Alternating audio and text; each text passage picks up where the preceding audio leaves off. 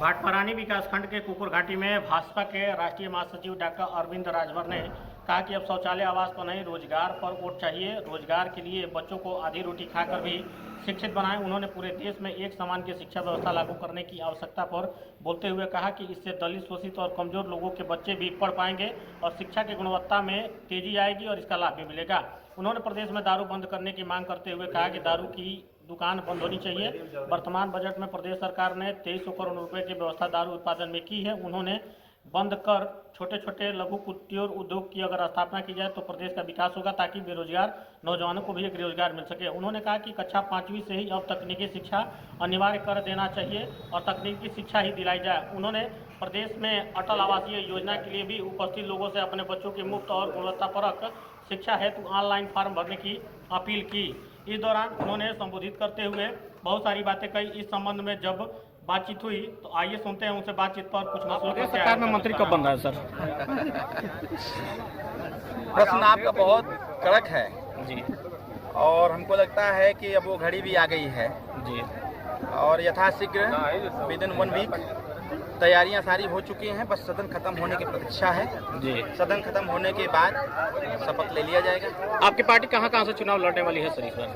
हम लोगों ने 18 जुलाई को माननीय प्रधानमंत्री जी के साथ हम लोगों की मीटिंग थी, एनडीए की बैठक थी। उसके बाद डिनर के में हम लोग एक टेबल पर ही बैठ के चर्चा हो रही थी। माननीय प्रधानमंत्री जी उत्तर प्रदेश के पूर्वांचल से थोड़ा सा भयभीत है और प्रधानमंत्री जी को हम लोगों ने आश्वस्त किया है कि आप पूर्वांचल से भयभीत ना हों।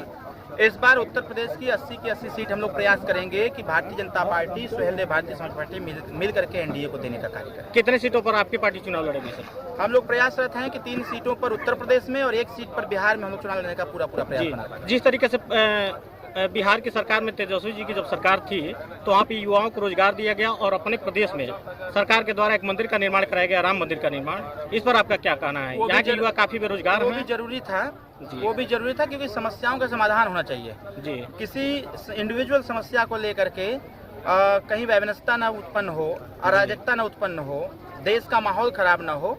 और जो ये तो सरकार का क्या है, ये तो कोर्ट ने आदेश जारी किया था और कोर्ट ने आदेश किया, जिसकी आस्था थी, जिसका विश्वास भगवान राम पर है, उन लोगों ने चंदा दिया। बेरोजगारी और गरीबी उस चंदे से मंदिर का निर्माण हुआ। हाँ, मैंने अभी मन से ही बोला इस चीज को कि उत्तर प्रदेश में बेरोजगारी चरम सीमा पर है जी। सरकार प्रयास कर रही है, एमएसएमई के माध्यम से वो तमाम तरह की योजनाएं देने का काम कर रही है। बस अवेयरनेस नहीं है, जागरूकता नहीं है कि एमएसएमई के माध्यम से जो बेरोजगार हमारा नौजवान साथी है उसको रोजगार कैसे प्राप्त होगा। जी, छोटे और दलित वर्ग के ही ज्यादातर लोग ग्राम प्रहरी के तौर पर काम करते हैं और पुलिस विभाग में सारी गोपनीय सूचनाएं उनके द्वारा दी जाती है, लेकिन अब तक उनको राज्य कर्मचारी का दर्जा नहीं दिया गया। इस पर आप सदन में चाहे विधानसभा में कोई सवाल उठाएं कि नहीं? कुछ दिन पहले इनके जो संगठन के लोग हैं जी हमसे मिले थे अभी कुछ दिन पहले। हमने उनको विश्वास दिलाया है कि इनसे संबंधित जो भी समस्या है इसको हम लोग इस बार उत्तर प्रदेश की सदन में उठाएंगे। अभी 2-3 दिन तो निकल गया, राज्यपाल जी का अभिभाषण खत्म हो गया, दूसरे दिन जो है बजट सत्र रहा, आज जो कल जो चला सदन उस पे उसी बजट पे चर्चा थी। अब आज से सदन सुचारू रूप से चालू हुआ है और बाकायदे हमारे नेता माननीय श्री ओम प्रकाश राजभर जी उन तमाम मुद्दों को इकट्ठा करके रखे हुए हैं और बारी बारी से हर मुद्दों पर सदन के अंदर अपनी विचार को रखने का प्रयास करेंगे और सदन से जवाब मांगेंगे। जी, गांव के जो भी ग्राम प्रहरी हैं उनके ऊपर जो भी गांव के ग्राम प्रधान है, सभी लोग का दबाव रहता है कि गांव की गोपनीय सूचनाओं को और जो भी उस तरीके की सूचनाएं होती हैं पुलिस को क्यों दी जाती हैं।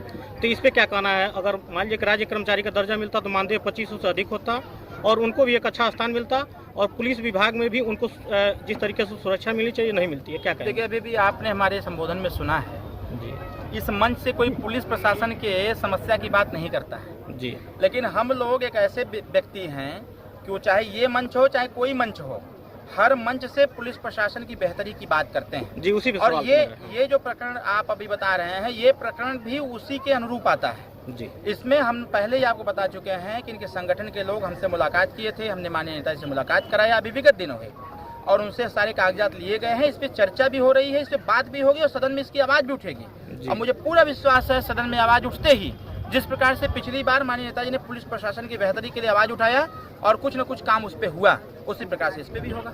ठीक, बहुत बहुत धन्यवाद। कुछ पुनः